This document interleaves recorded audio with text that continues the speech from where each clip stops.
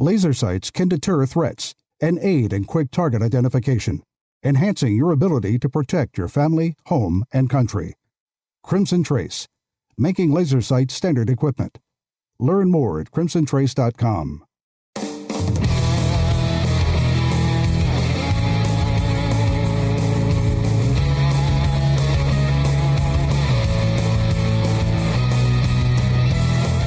Today on Tom Gresham's Gun Talk, safety updates from Sig and Ruger, prepping guns for use and storage, your range reports, and much more.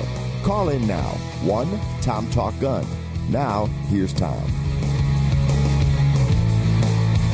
Alrighty, let's talk about some guns and shooting and the shooting sports and, well, gun collecting and taking care of your guns. We'll talk a little bit about that also. A lot of things for us to chat about. I'm Tom Gresham. The show is Gun Talk. And we are the good guys and gals. We're the ones who use guns responsibly. We're the ones you rarely hear about.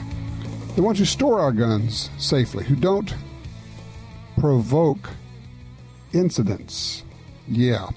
We got a lot of things we're going to be talking about today. We have a United States Senator who has called for the confiscation of at least 10 million firearms in America.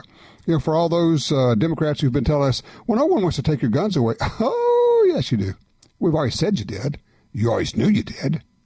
What are we talking about? This called, and then here's the thing. The only way to do that is to kick in doors. So are we prepared in this country to kick in the doors of 2, 3, 5, 10 million homes to confiscate, not to ban the sale of, but to confiscate privately owned guns? We'll talk about this United States Senator. We also have a United States representative who says that if you're in the NRA, you are a domestic security threat. Really? Huh. Okay.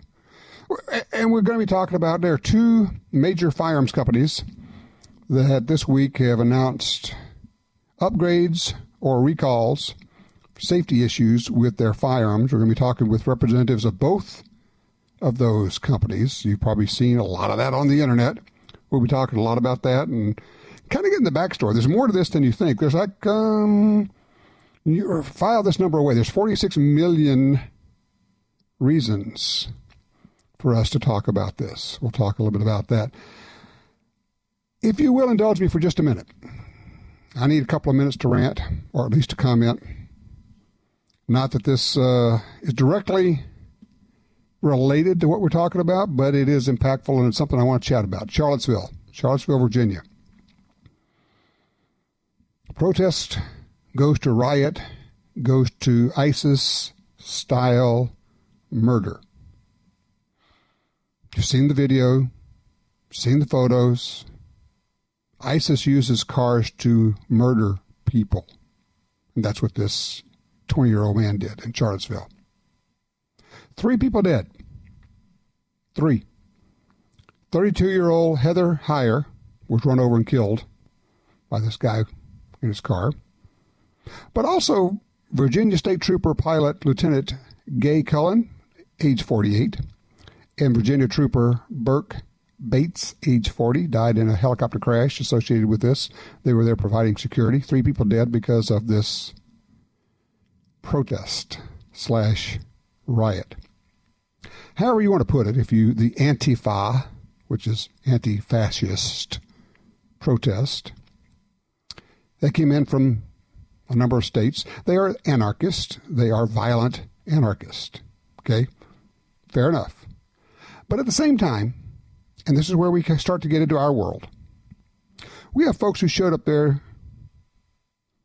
to basically, now come on now, I got the whole preserving history and the statues. I mean, come on, I'm just outside New Orleans. We just went through all of that. I get all that.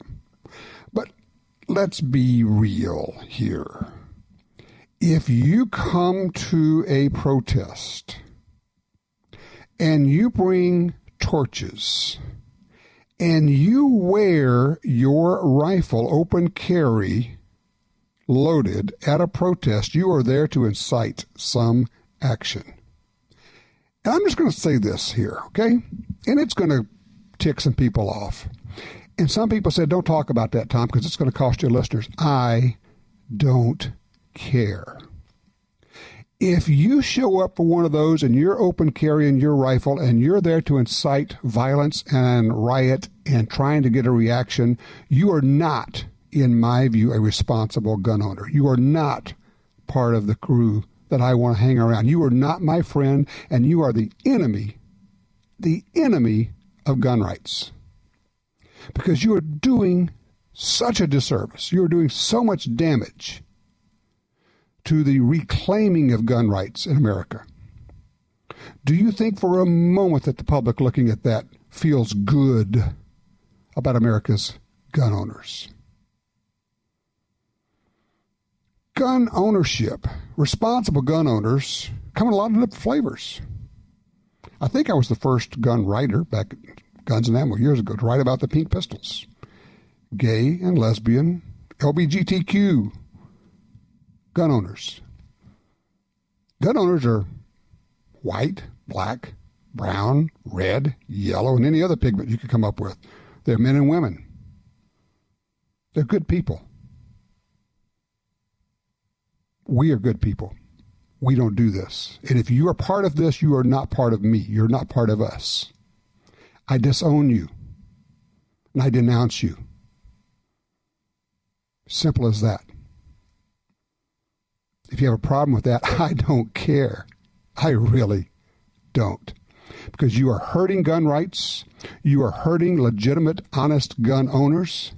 And I do not in any way, shape, or form want to be associated with you. All right, I've had my say on it. There it is. Now, we got a lot of things to talk about. The guns that you've been taking to the range, your range reports, the things you want to buy, small guns, big guns, and especially revolvers, because it is the year of the revolver. I'm looking at yet another one. I'll talk about that. 866-TALK-GUN or Tom Talk Gun. Be right back.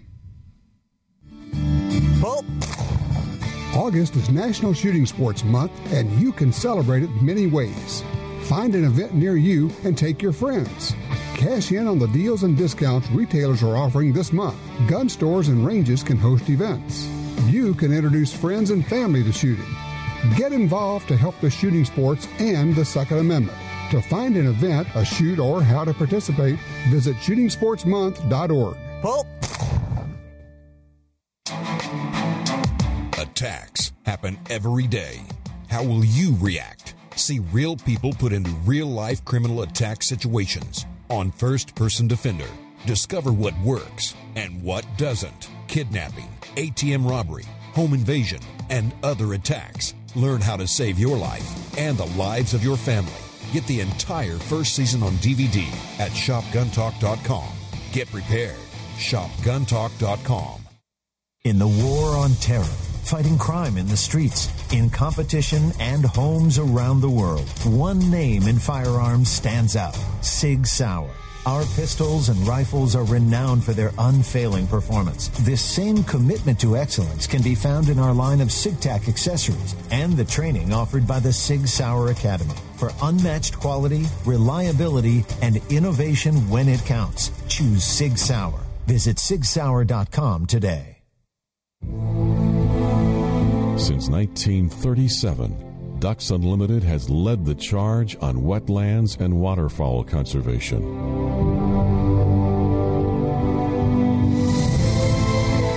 Wetlands reduce the effects of flooding and recharge our drinking water, but perhaps most importantly, they allow us to experience what makes the outdoors so great.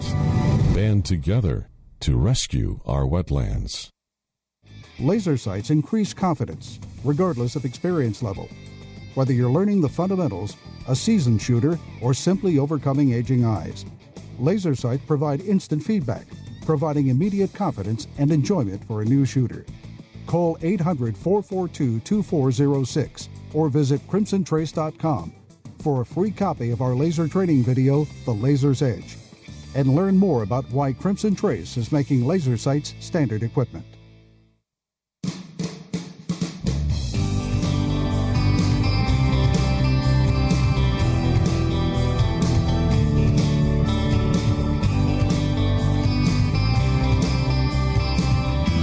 right, back with the 866-TALK-GUN or Tom Talk Gun.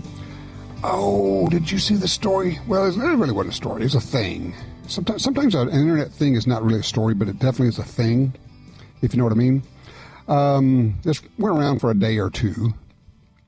Somebody posted a picture they shot in a Walmart, and it's a photo of some guns on a Lazy Susan kind of rig.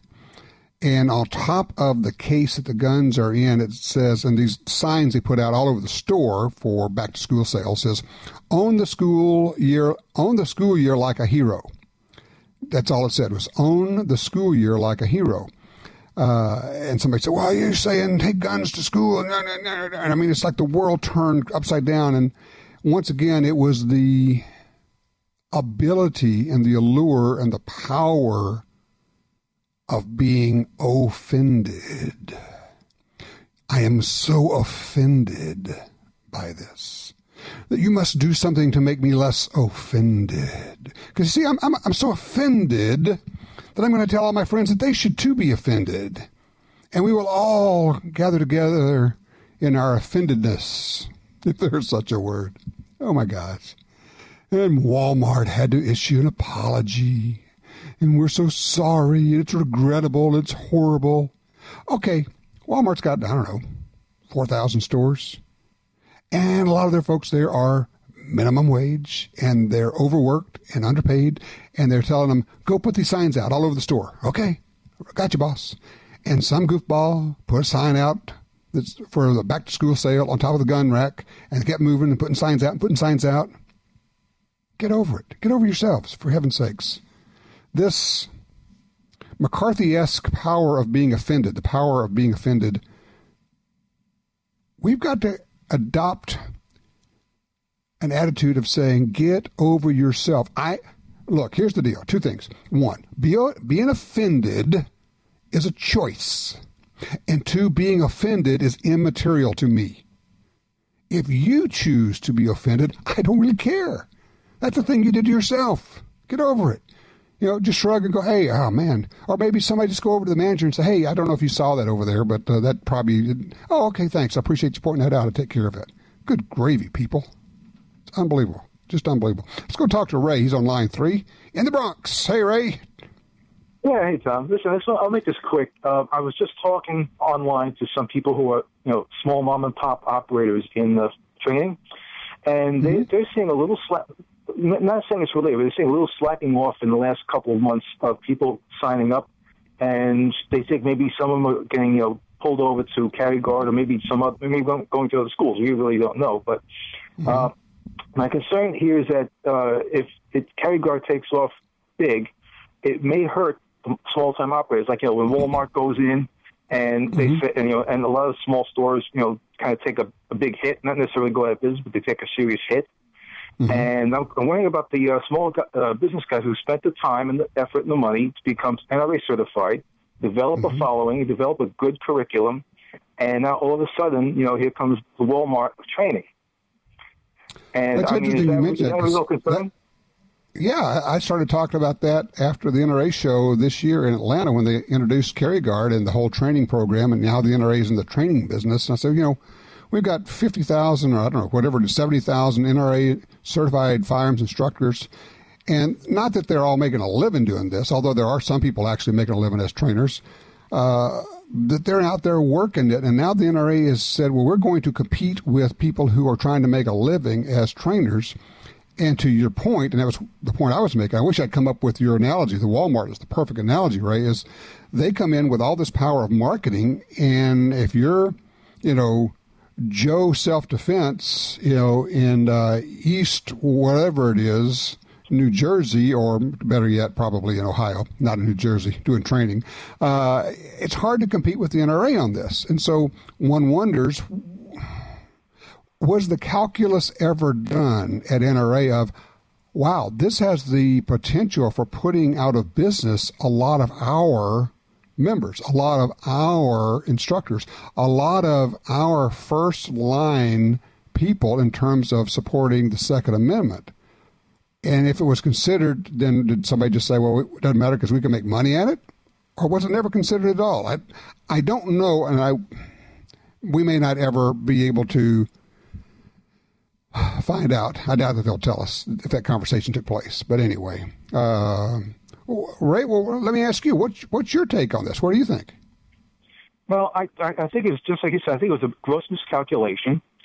And I think the real reason that I don't know if the training is their primary interest or if it's the carry guard aspect itself. And if that is the main interest, I question that because I've known people who have the USCCA Shield, or whatever they call it, the Platinum membership, and they're very happy with it because right away you have a lawyer, you have bail money.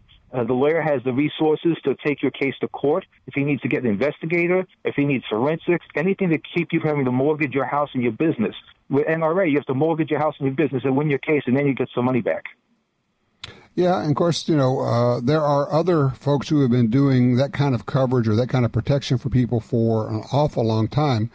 And so when NRA comes into this field, it just, I don't know what it is. It just feels weird to me to have them competing with their members, and frankly, with companies that support them, like, buying booths at the NRA. It just, and look, I get it that a lot of people say, yeah, it's fine, I don't mind, and I think I've mentioned before, I have my membership, or my money goes to this Armed Citizens Legal Defense Network.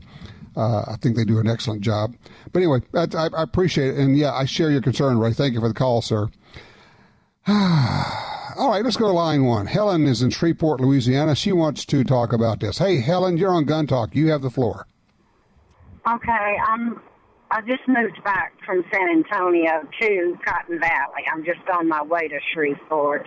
Okay. But I was thinking about the Charlotte incident and removing a statue of General Lee. That's part of history, like it or not. All the Martin Luther King road signs that they've put up since Martin Luther King died, how would the black people feel if everybody started tearing those down in protest? Well, let me ask you. I understand, and I look. I agree with you on this, Helen. But I got to get in. I got to get a question in for you, okay?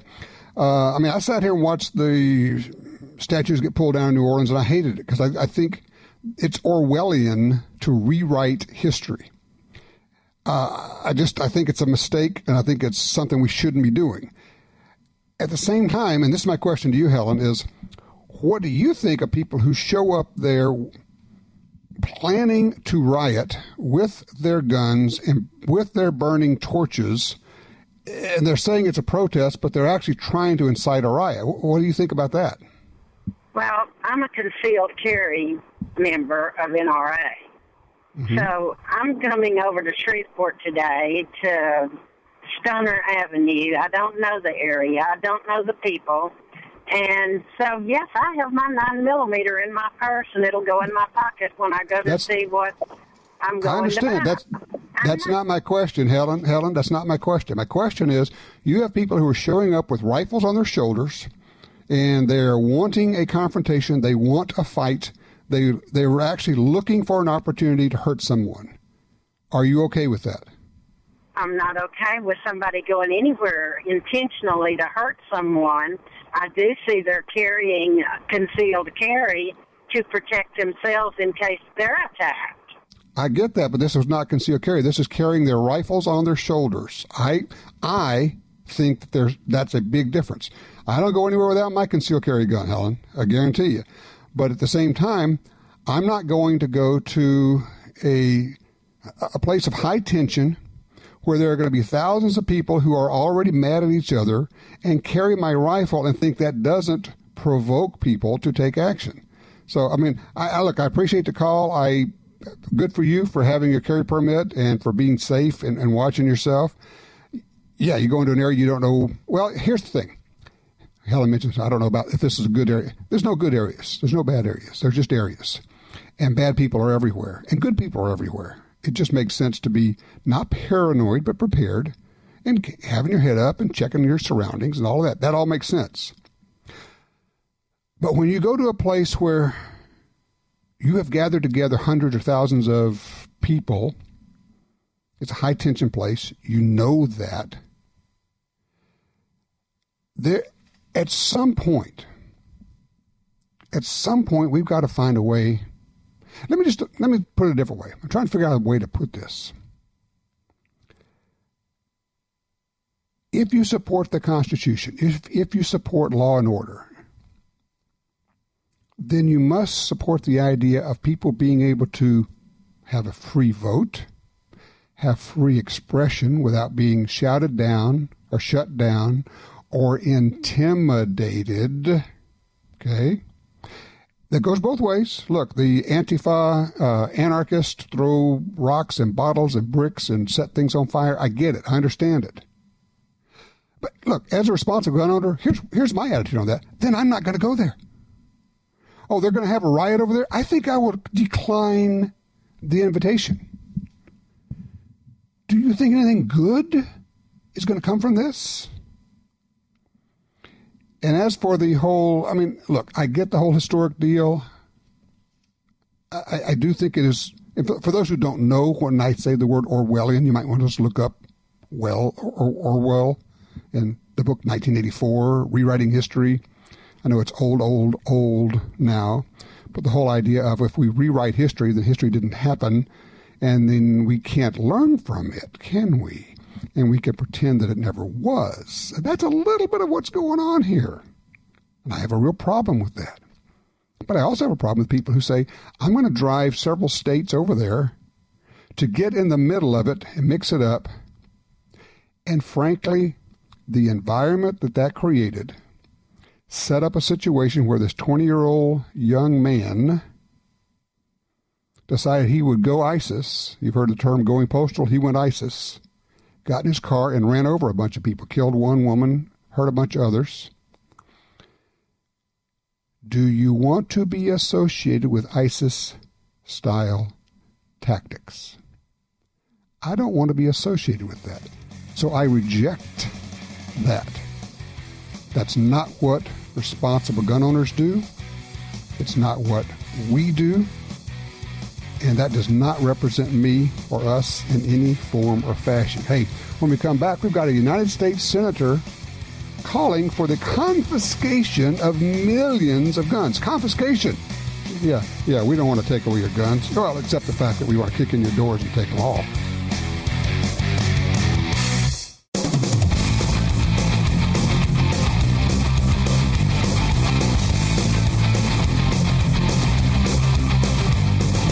Sign up for our Gun Talk newsletter and join the Truth Squad at www.guntalk.com. Now, back to Gun Talk with Washington Times opinion page regular contributor Tom Gresham. All righty, back with you. 866-TALK-GUN, or just dial Tom Talk Gun. A lot of things on our plate, but we are open lines. If it's something you want to talk about, if it's about guns, we will talk about it. Well, for the most part, as long as you keep it respectful and polite. And we talk about responsible, safe use of firearms. Fair enough. All right. Line 2, James is with us out of, he's driving through Kansas right now. Hey, James, you're on Gun Talk. Hey, how you doing? Great. I got a question on calibers. Sure. 45, 40 caliber, 9mm.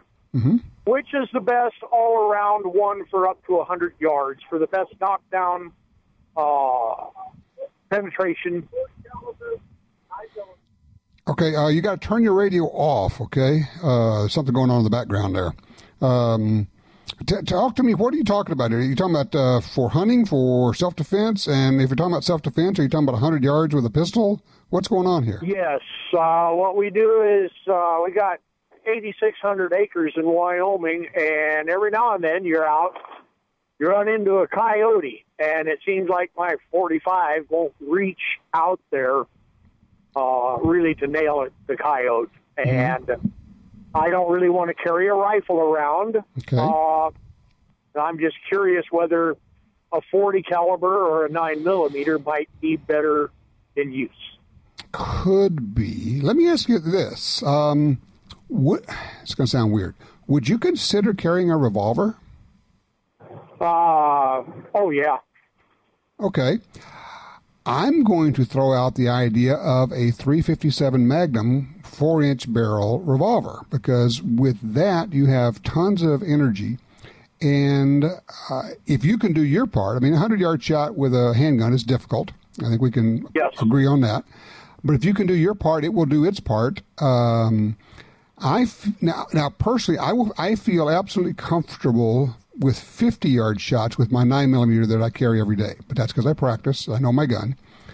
100 yards would be iffy. If it's a coyote and I'm not worried about, like, innocent people being around, and I would probably take a shot at it. But, you might want to consider a 357. Now, here's the other part. If you really like semi-autos, I would not choose any of the three that you mentioned. I would get a 10mm. Oh, okay. Because now you're shooting something that's pretty close to a 41 Magnum. You're shooting a 40 caliber bullet, but it's going a lot faster, and you've got a comfortable platform, something that you're used to. I'm just thinking of the ones I can come up with right offhand. Ruger's got a new 10mm 1911. SIG has 10mm. CZ has them. SIG has them. And there are a bunch of others. Glock obviously has 10mm handgun, so that might be a way to go. And ultimately, what we're really looking for, I mean, James, let's get serious. What we're really looking for is a reason to buy another gun, right? Well, I was thinking about that because the 45 is just, like I said, it's not really that good. I mean, I love my gun. It's a Combat Commander. Nice.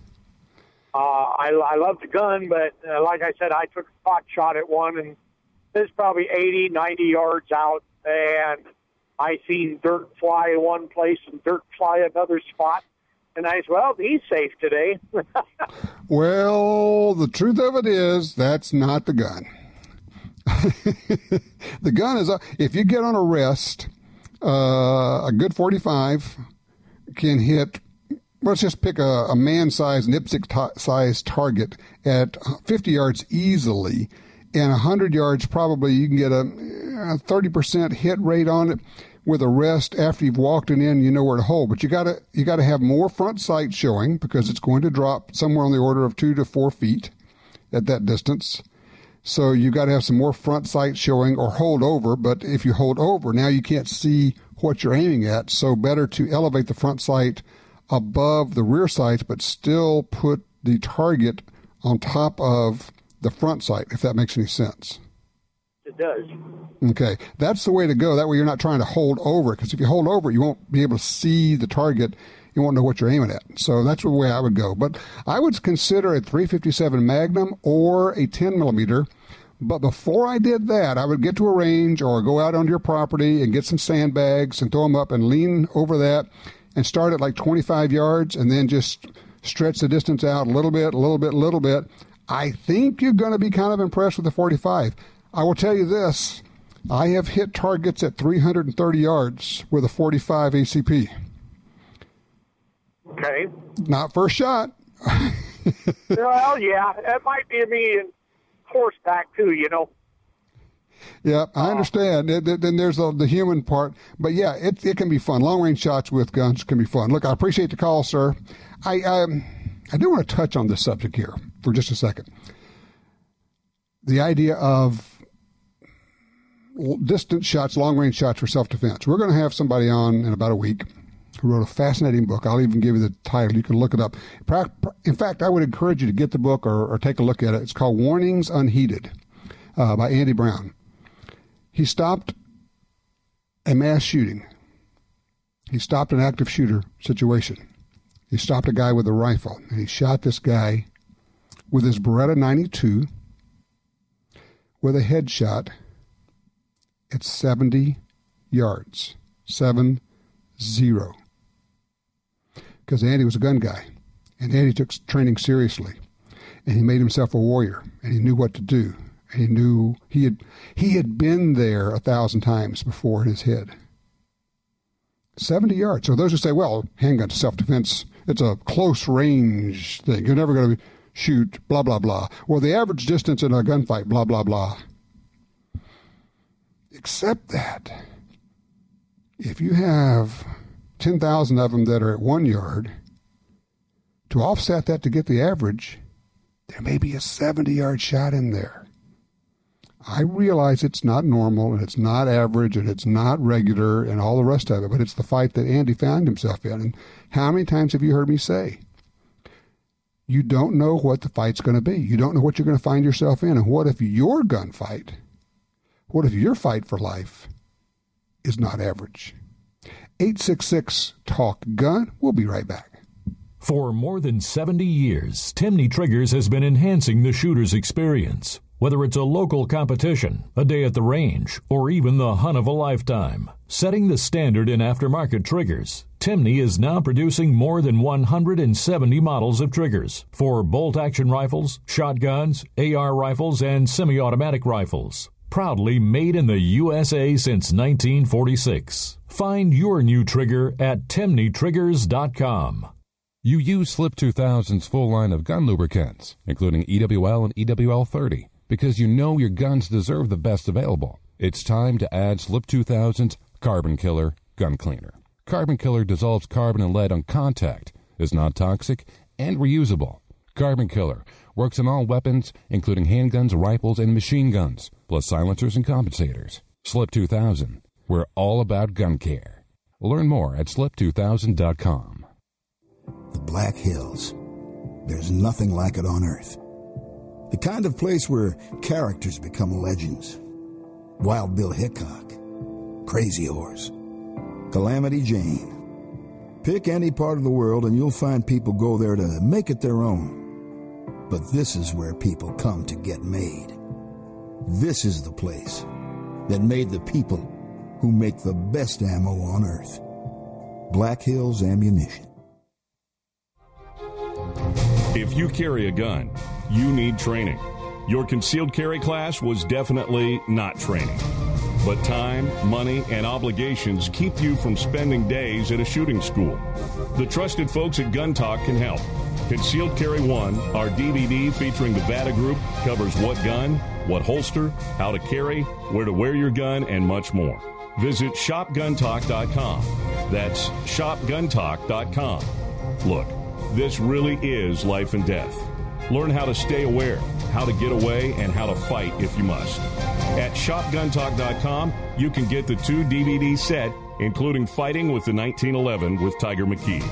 No matter what gun you carry, this vital training info can save your life. Learn the draw, the stance, reloading, vital gear from Gun Talk. That's shopguntalk.com. shopguntalk.com. The Ruger pistol that started it all is now even better. The Ruger Mark IV has the same great look as the Mark III, but now its simple one-button takedown means less time taking apart your gun and more time shooting it. Disassemble it in seconds for no hassle cleaning. Learn more about the Target, Hunter, and 2245 Light Mark IV series models at Ruger.com. The Ruger Mark IV, another rugged, reliable firearm from Ruger.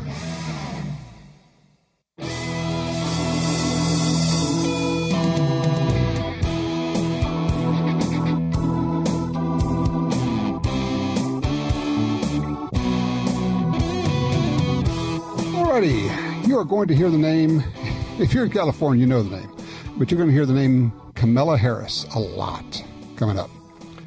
She's the junior senator, U.S. senator from the state of California. She was the attorney general there. She was a district attorney. She is an attorney. She is a bright and shining light on the Democrat leftist side of things, and she is being discussed as a possible 2020 candidate for president. Kamala Harris. She stomped on gun rights every way that she possibly could in California, including supporting an old law that says you cannot put a picture, you cannot advertise handguns if you have a gun store, or actually if you have anything. First Amendment issue. She says, no, that's fine, because if you put up a picture of a handgun on a gun store, it might encourage people to come in and buy a handgun. Yeah, that's what advertising does. So she has called for the door-to-door searching, kicking down doors of millions of homes in America, because that's the only way this can happen. You have heard over and over again of Barack Obama, Hillary Clinton. All of the gun banners who pretend to not be gun banners saying, well, no one wants to take your gun away. How many times have you heard that? No one wants to take your guns away. We just want to know who has them. We just want to control that. We just want to. No one wants to take your guns away except when California Senator this week, Kamala Harris, she says in a tweet, quote, time to ban private ownership of assault weapons. Let's discuss this. We're not talking about stopping the sale of them. That's what the Clinton gun ban did. But it didn't call for confiscation. This is a call for the confiscation of 10, 15, 20 million firearms in America. Because when you ban private ownership, you must confiscate. Now, it will be done in such a way of, we will offer a buyback. You can't buy back what you never had. Be kind of like Australia, where they had a voluntary buyback, but if you don't do it, you get fined or go to jail. That's not really voluntary, is it? The only way for this to be enforced would be to kick in doors. Warrantless searches. Well, I will get a warrant. I'm sorry, you can't get a warrant for that. Because in most states, there's no gun registration. So you don't know who owns a gun. They say, well, we'll check the records of who bought guns. Yeah, but you know what? There's nothing that requires you to report it when you sell it, so you don't know if that person has a gun. So we're talking about sending SWAT teams to door to confiscate guns. Senator Kamala Harris wants to confiscate millions of firearms from absolutely law-abiding people. Okay. Let's go to line one. Rob's with us out of Mississippi. Hey, Rob, thank you for your patience. You're on Gun Talk. Thank you, Tom. I just wanted to thank you for espousing some sense and sensibility. Not your previous caller, but the caller before that, when this lady said she was heading to an area where she thought that it might be an unsafe area. One of the first things when I'm helping teach a concealed carry class that I tell students is you're in this class to learn how to avoid conflict, not to be a junior police officer carrying a gun thinking just because you have a concealed carry permit, it gives you a right to be a junior cop. That's not what this is about. Well, it's exactly right. You know, law enforcement as a hobby is a bad idea. And a lot of people say, well, you know, I got a gun now, I can go to the bad part of town. And once you start thinking about it, and once you get really good training, you realize, oh, no. Because I have a gun, I am even more reluctant to go to the bad part of town because I know that any incident is an armed conflict. At least somebody brought a gun because it would be me. And I don't want to shoot anybody because that's a life-changing event. It generally destroys a marriage. You'll probably lose your job. You may go bankrupt as a result, and no one's going to pin a medal on you for shooting somebody, even if, as they used to say in Texas, did he need killing? So you want to people that are really smart about this, who carry, go out of their way to avoid situations where they might have to use the gun. And that's one of the arguments that I use against people that ask me, you know, why I conceal carry. One of the things I tell them is, look, if you tell me where the next incident's going to take place, problem solved. I won't be there. But the fact of the matter is they can't do that. Yeah, like I always say, you know, if you're invited to a gunfight, you're allowed to decline the invitation. Like, Rob, I appreciate the call. Thank you, sir. Yeah, it's a recalibration. And I will tell you, it sounds like Rob actually does a good job with his carry classes. Not all carry classes do that. I would suggest you keep getting classes, keep taking classes until you get this, until you have found an instructor who will get your mind right. It's not about, gee, when can I shoot? Which is a question I hear a lot. It's how do I avoid it? And when must I? Good training will readjust your thinking. Always a good thing.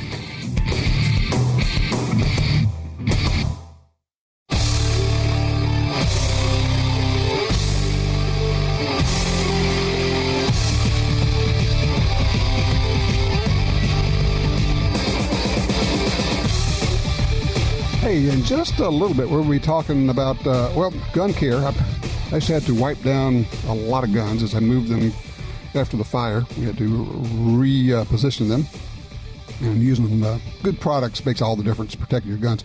Also, 2 major gun companies just had safety issues with a couple of guns.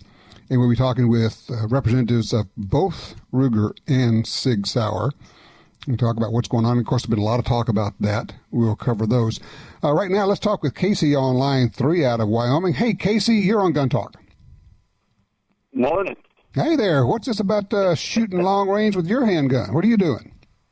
I shoot a Kel-Tec PMR 30 22 mag. Nice. And it's a coyote killer and a prairie dog killer, and shooting 100 yards is not a problem.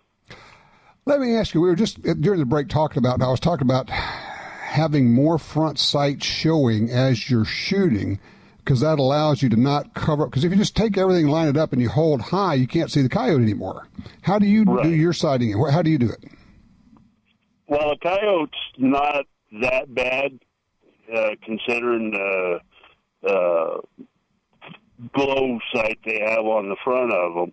Okay. You still see a coyote. Most people have the tendency to think, well, there's this big coyote out there, when they're actually 50% hair.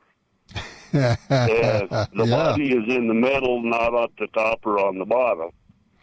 Well, they, if you try for a headshot, a rifle's a lot easier for a headshot. But otherwise, I try to shoot for the middle. Okay. A shoulder like a deer. You want to hit the vitals. Now, are you hitting prairie dogs with that gun at 100 yards? Yeah. Now, I don't always hit them the first shot. I understand. Because the front sight does cover at 50 yards. The prairie dog's covered up with the front sight. Sure. I understand. I wish somebody come out with the old buckhorn sights. Yeah, I appreciate it. You can shoot a long ways with them. That's exactly right. Casey, thank you. That's really good info. Yeah, that 22 mag's a nice cartridge, too. It's, I think it's still underappreciated a little bit. Yeah, shooting prairie dogs, man. You get a lot of trigger time, a lot of practice doing that. And, by the way, we just did some hog hunting this past week. Man, got some really good footage of shooting hogs. You cannot kill enough of them. And then, let me tell you, we had a farmer with us with this video shoot. He wanted to kill every hog he saw and came pretty darn close to it. Farmers just hate them, what they're doing to their crops and everything out there. Just amazing stuff. So, shooting long range with a handgun, why would you? Well, for one thing, it's fun. Go out and try it if you haven't done it. What's long range? Well, I don't know. It's to some people, it's 25 yards. But you would be amazed if you just start kind of backing out, if you have a place where you can do it. Start at, 10 yards, 15 yards, and start getting a little further, and keep backing out and getting your hits, and you'll find your shots will get a little lower, so you find your hole a little higher, and you'll figure it out. Now, if you're doing super long-range shooting, get a 6.5 Creedmoor. Okay, I got it. But if you're talking about a hunting caliber, something you're going to be shooting out to 300 or maybe 400 yards, there's not 2 inches worth of difference in drop and not 200 foot-pounds of energy difference when it hits the deer out there, okay? So it's just what it is.